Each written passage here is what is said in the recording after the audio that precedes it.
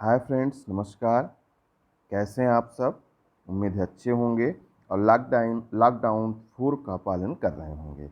आइए आज मैं आपको मृदा अपरदन के बारे में और डिटेल से बताता हूं।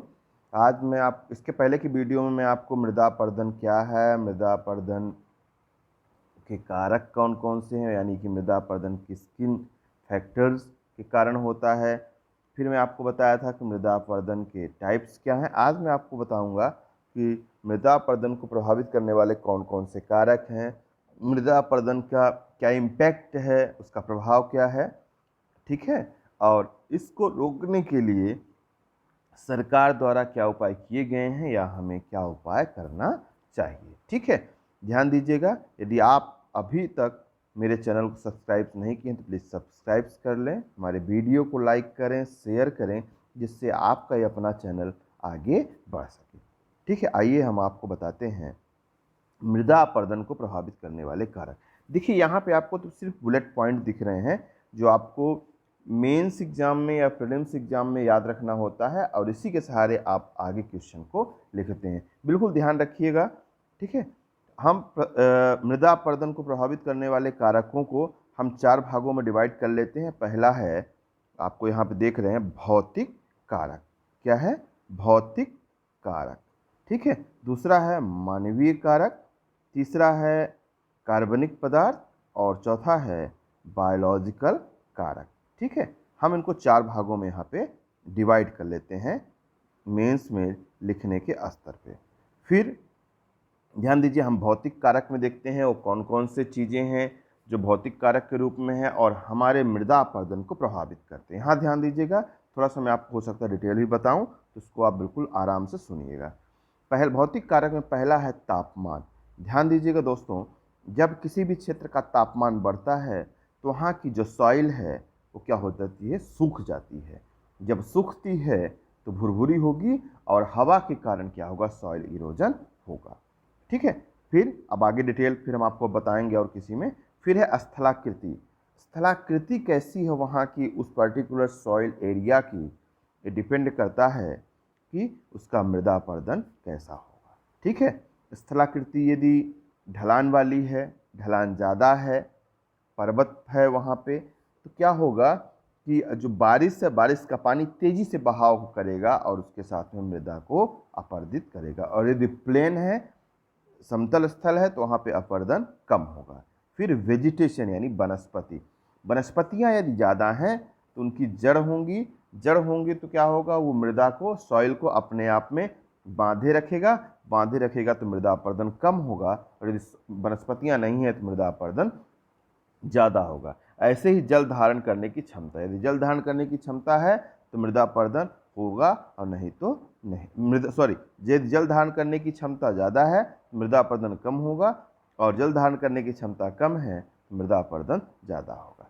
फिर इसी तरह से इमारतें या बिल्डिंग्स भी मृदा अपरदन को प्रभावित करती हैं। फिर आइए हम देखें, दूसरा इसमें कारक है मानवीय कारक। मतलब हमारे द्वारा, मानवों द्वारा, मानवीय गतिविधियों के द्वारा जो फैक्टर्स बने और मृदा अपरदन को प्रभावित करें, कम करें या ज़्यादा करें, वो क्या कहलाते हैं? मानवीय कारक कहलाते हैं। इसमें से हम 2 देख लेते हैं मेनली, जो बहुत ज़रूरी है। एक है मेथड ऑफ कल्टीवेशन या जुताई की पद्धतियाँ और दूसरा है फसल चक्र।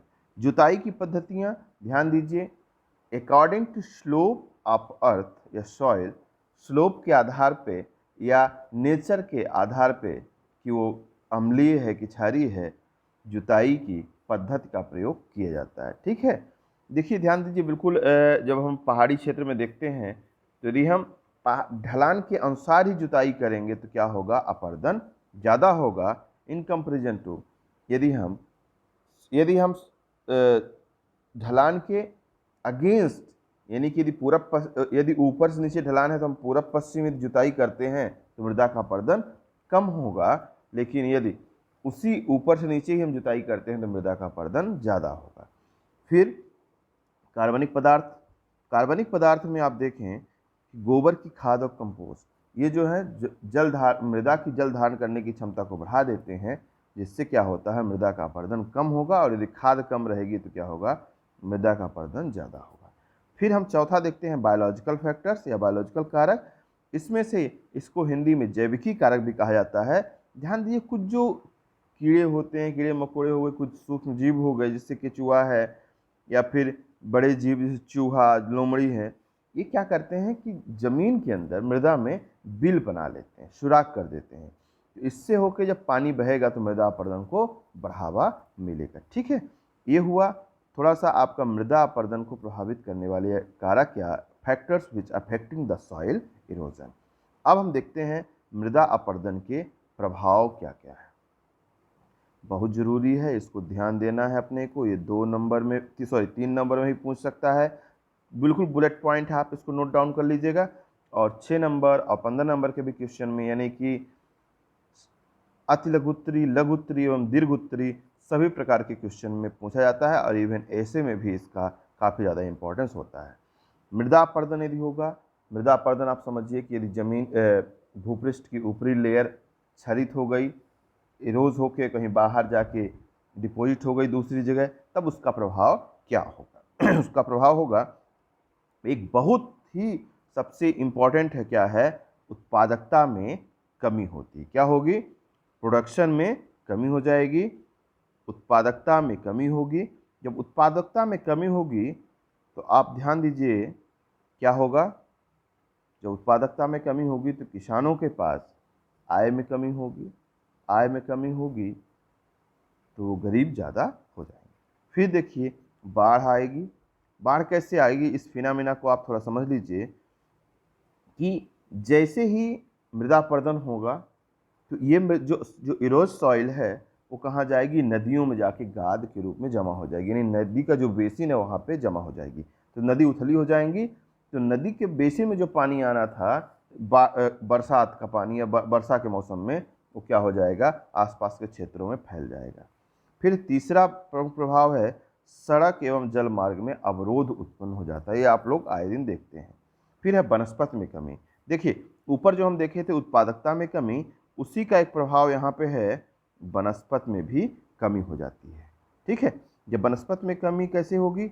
जब उत्पादकता ही नहीं रहेगी, ऊपरी पृष्ठ भूपृष्ठ का जो ऊपरी सॉइल मृदा है वो क्षरित हो जाएगी, तो क्या होगा?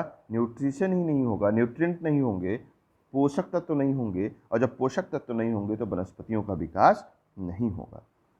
फिर अगला प्रभाव है कृषि प्रक्रिया में अवरोध। जो कृषि की प्रक्रिया है वो अवरोधित हो जाएगी। यदि हम धान की खेती करना चाह रहे हैं, गेहूं की खेती करना चाह रहे हैं, उसके अनुसार प्रॉपर पोषक तत्व नहीं होगा तो क्या होगा? प्रक्रिया ही अवरोधित हो जाएगी। ठीक है, फिर जलापूर्ति प्रभावित होती है। ठीक है, फिर है सामाजिक एवं आर्थिक स्थिति पर प्रभाव। बिल्कुल आप समझिए कि किसान जो किसान खेती कर रहा है उसकी सारी आजीविका का प्रमुख साधन ही क्या है? कृषि होती है। अब कृषि से उत्पादित उत्पादों को बेचकर अपनी दैनिक आवश्यकताओं की पूर्ति करता है। लेकिन ऐसी स्थिति में जब सॉइल इरोज हो गई हो, उत्पादकता में कमी आ जाए, बाढ़ आ जाए, वनस्पतियों में कमी हो, प्रक्रिया अवरोध हो, तो क्या किसान जो है वो अपनी पूरी आवश्यकताओं की पूर्ति कर पाएगा क्या? गेहूं बेच के या चावल बेच के? क्योंकि उत्पादकता में कमी होगी तो आशान रूप उत्पादन नहीं होगा। जब आशान रूप उत्पादन नहीं होगा तो क्या होगा? उसकी आर्थिक उपार्जन कम हो जाएगा, सरप्लस प्रोडक्शन कम होगा, तो क्या होगा? उसकी सामाजिक आर्थिक स्थिति घटेगी। ठीक है, फिर हम देखते हैं अगला है रोकथाम के उपाय। देखिए सॉइल इरोजन को रोकना बहुत जरूरी है। सॉरी, यह हमारे समाज को बुरी तरह से प्रभावित करता है। ठीक है, अब हमें क्या करना है? कृषि की उचित पद्धति का प्रयोग किया जाए। सॉरी, क्या किया जाए? कृषि की, यानी कि सॉइल जिस टाइप की सॉइल, जिस टाइप का स्लोप है उस पर्टिकुलर एरिया का, वहाँ पे उस पर्टिकुलर एरिया के अनुसार क्या किया जाए? वहाँ पे पद्धति का प्रयोग किया जाए। कंटूर फार्मिंग की जाए, सीढ़ीदार खेती अभी मैं आपको बताया था, पर्वतीय क्षेत्रों में ढलान के अगेंस्ट जब खेती होती है तो उसे हम सीढ़ीदार खेती कहते हैं। मल्चिंग, ठीक है, यानी कि जो खेत खुला है, गर्मियों में जुताई हो गई तो उसके ऊपर हम पुआल वगैरह डाल दें तो उसे मल्चिंग कहते हैं। फसल चक्र को मेंटेन रखा जाए, ठीक है, मेड़बंदी कर दी जाए, झूम कृषि पर रोक। आप सबको पता होगा झूम कृषि क्या है, यदि नहीं पता है तो मैं आपको बता दे रहा हूँ कि हमारी परंपरागत जनजातियाँ जो हैं वो जंगलों में रहती थी, तो उनके पास अत्याधुनिक कृषि तकनीकी नहीं होती थी, तो क्या करते थे कि जंगलों को काटते थे और साल 2 साल वहाँ खेती करते थे। इसके बाद वहाँ जब उसकी उत्पादकता घट जाती थी तो एक जगह से दूसरी जगह वो क्या करते थे, जाते थे, वहाँ पेड़ पौधे काटते थे, फिर वहाँ से खेती करना शुरू कर देते थे। इसको स्थानांतरित कृषि या शिफ्टिंग कल्टीवेशन भी कहा जाता है। सॉरी। फिर है यानी कि इस झूम कृषि पर रोक लगाई जाए। अनियंत्रित पशुचारण पर रोक। क्या होता है कि जब हम बहुत ज़्यादा पशु चराते हैं तो उनके खुर से या वो जो अब वो घास को उखाड़ के फेंक देते हैं, उससे क्या होता है कि मृदा अपरदन होता है, तो ऐसी प्रक्रिया को रोका जाए। वनीकरण और वृक्षारोपण को बढ़ावा दिया जाए। जन जागरूकता में वृद्धि हो। ध्यान दीजिएगा, ये बहुत ज़रूरी है किसी भी चीज़ में। पीपल अवेयरनेस बहुत ज़रूरी है। यदि अवेयरनेस नहीं है तो क्या होगा, हम उसके बारे में बिल्कुल जानकारी नहीं रखेंगे, ध्यान नहीं देंगे और मृदा अपरदन बढ़ता चला जाएगा, ठीक है। फिर है मृदा परीक्षण की व्यवस्था करना। मृदा परीक्षण की व्यवस्था होनी चाहिए जिससे वहाँ के मृदा के अनुरूप ही वहाँ पे खेती की जाए। ध्यान रखिएगा, अभी मृदा सॉइल हेल्थ कार्ड भारत सरकार द्वारा बनाया जा रहा है, जिससे हम वहाँ के पर्टिकुलर एरिया के टाइप्स ऑफ सॉइल्स, सॉइल्स का पीएच, सॉइल्स में कौन से न्यूट्रिशंस हैं, उनकी जानकारी लेके हम वहाँ पे उस तरह की कृषि का उपयोग करते हैं जिससे मृदा अपरदन पर रोकथाम होती है, ठीक है।